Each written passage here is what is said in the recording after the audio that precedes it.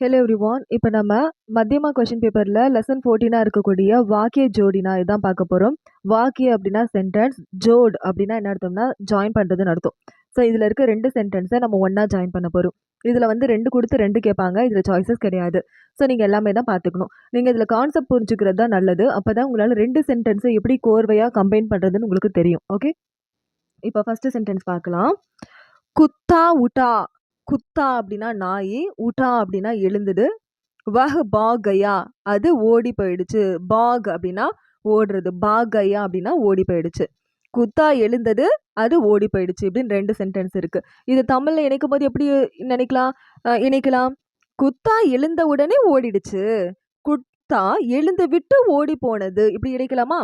அப்ப எழுந்து விட்டு அப்படின்னு சொல்றோம் இல்லையா, அந்த விட்டுன்றதுக்கு தான் ஹிந்தில கர். ஓகே, ஸோ குத்தா உட்கர் பாகயா, குத்தா உட்கர் பாகயா, குத்தா எழுந்து விட்டுனா உட்கர், பாகயா ஓடிடுச்சு. ஓகே, இப்போ செகண்ட் சென்டென்ஸ் பார்க்கலாம். முசாஃபிர் அப்படின்னா டிராவலர்னு அர்த்தம். முசாஃபிர் தக் கயா, தக்குனா டயர்டுன்னு அர்த்தம். முசாஃபிர் தக் கயா, முசாஃபிர் டயர்ட் ஆயிட்டாரு. வஹ் ஆரம் கர்னே கேலியே, கேலியே அப்படின்னா காகன்னு அர்த்தம். ஆரம் அப்படின்னா என்ன அர்த்தம்னா ரெஸ்ட்னு அர்த்தம். வஹ் ஆரம் கர்னே கேலியே, அவரு ரெஸ்ட் எடுக்கிறதுக்காக லேட் கயா, லேட் கயானா படுத்துட்டாரு. ஓகே, லேட் கயா அப்படின்னா படுத்துட்டாருன்னு அர்த்தம். ஸோ முசாஃபிர் தக் கயா, முசாஃபிர் டயர்ட் ஆகிட்டாரு. और அண்ட் ஆரம் கர்னே கேலியே, ரெஸ்ட் எடுக்கிறதுக்காக லேட் கயா படுத்துட்டாரு. ஓகே, ஒன்றும் இல்லை, இது ஃபஸ்ட்டு கான்செப்ட். ஒரு 2 சென்டென்ஸை நீங்கள் கம்பைன் பண்ணுறீங்க அப்படின்னாலே ஃபஸ்ட்டு இந்த செகண்ட் சென்டென்ஸில் இருக்கக்கூடிய சப்ஜெக்டை தூக்கிடணும். இங்கே பாருங்கள், இந்த வகுன்றதை எடுத்துருவாங்க. இதை எடுத்துட்டாலே பாதி வேலை முடிஞ்சிருச்சு. ஸோ இதை ஃபஸ்ட்டு மறக்காதீங்க. ஓகே, நெக்ஸ்ட் பாருங்க. மேன் மேன் दो दिन से बीमार हूँ. மேன் அப்படின்னா நான், दो दिन அப்படின்னா 2 நாள், दो दिन से அப்படின்னா 2 நாள்லேருந்து, बीमार हूँ அப்படின்னா உடம்பு சரியில்லை. மே 2 दिन से बीमार हूँ, எனக்கு 2 நாளாக உடம்பு சரியில்லை. மே நான் அபி ஹபி அப்படின்னா இப்போன்னு அர்த்தம். ஸ்கூல் நஹி ஜா சக்தா, என்னால் ஸ்கூலுக்கு இப்போ போக முடியாது. மே அபி ஸ்கூல் நஹி ஜா சக்தா, என்னால் இப்போ ஸ்கூலுக்கு போக முடியாது. இதை நம்ம எப்படி நினைக்கலாம்? எனக்கு உடம்பு சரியில்லை, அதனால என்னால் ஸ்கூலுக்கு போக முடியல. அப்போ அதனால இதனால அப்படின்னு சொல்கிறோம் இல்லையா, அதுக்கு ஹிந்தியில் இஸ்லியே, அதனால அப்படின்னு நம்ம ஹிந்தியில் சொல்கிறதுக்கு இஸ்லியே. ஸோ மே தோ தின் சே பிமார் ஹூ, எனக்கு 2 நாளாக உடம்பு சரியில்லை. இஸ்லியே அதனால, ஸ்கூல் நஹி ஜா சக்தா, அதனால ரெண்டுமே இஸ்லியே தான். ஸ்கூல் நஹி ஜா சக்தா, அதனால ஸ்கூலுக்கு போக முடியலை. நெக்ஸ்ட் ஃபோர்த் சென்டென்ஸ் பாருங்க. வஹ் போல்னா சாஹதி தி, போல்னா அப்படின்னா பேசுறது, வஹ்னா அவள், போல்னா சாஹதி தி. ஓகே, அவ பேச விரும்பினாள். தீலன்னு இருக்கு, தீனா பாஸ்ட் டென்ஸை குறிக்குது. ஓகே, சாஹதி தி அவ பேச விரும்பினா. வஹ் சுப் ரஹி, அவ அமைதியா இருந்துட்டா. ஸோ இது எப்படி சொல்லலாம்? அவள் பேச ஆசைப்பட்டிருக்கா, ஆனால் அமைதியாக இருந்துட்டா. அப்போ ஆட்டோமேட்டிக்காக ஆனால்னு வருது இல்லையா, அந்த ஆனாளுக்கு தான் ஹிந்தியில் லெக்கின் அப்படி சொல்லுவாங்க. ஸோ வஹ் போல்னா சாஹதி தி, அவள் பேச விரும்புனா, லெக்கின் ஆனா சுப் ரஹி அமைதியாக இருந்துட்டா. பார்த்தீங்களா, நாங்கள் இந்த செகண்ட் சென்டென்ஸில் இருக்கக்கூடிய சப்ஜெக்டை எடுத்துட்டேன், இங்கேயும் செகண்ட் சென்டென்ஸில் இருக்கக்கூடிய சப்ஜெக்டை எடுத்துட்டேன். ஸோ ஃபஸ்ட்டு அந்த சப்ஜெக்டை நீங்கள் எடுத்துருங்க, செகண்ட் சென்டென்ஸில் இருக்கக்கூடிய சப்ஜெக்டை எடுத்துருங்க. ஓகே, ஜல்தி ஜாவோ, ஜல்தி ஜாவ் சீக்கிரம் போ, காடி நஹி மிலேகி, காடினா வண்டி, நஹி மிலேகி அப்படின்னா கிடைக்காது, வண்டியை மிஸ் பண்ணிடுவேன், வண்டி கிடைக்காதுன்னு சொல்லுவோம் இல்லையா, காதி நஹி மிலேகி அப்படின்னு சொல்லிருக்காங்க. சீக்கிரம் போ, வண்டி கிடைக்காதுன்ற மாதிரி சொல்லிருக்காங்க. அது எப்படி சொல்லலாம்?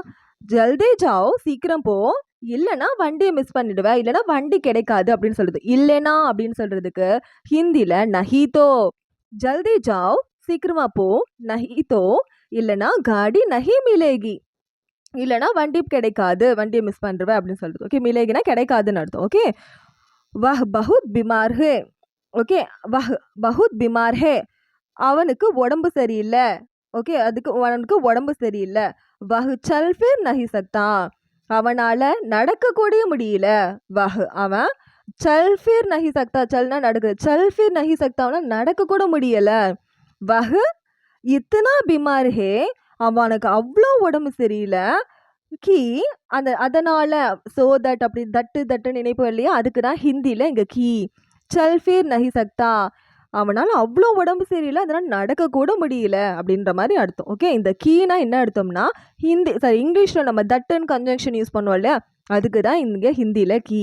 ஓகே, நெக்ஸ்ட் ஏன் அப்துல் ஹே, இவன் அப்துல். ஓகே, இவங்க அப்துல் அப்படின்னு மரியாதை சொன்னாங்க. இவங்க அப்துல். ஏ மேரி தோஸ்து ஹே, இது என்னுடைய ஃப்ரெண்டு. ஃபர்ஸ்ட் இயரில் இருக்கக்கூடிய அந்த ஏன்றதை நீங்கள் ப்ரொனவுன் எடுத்துணும் இல்லையா.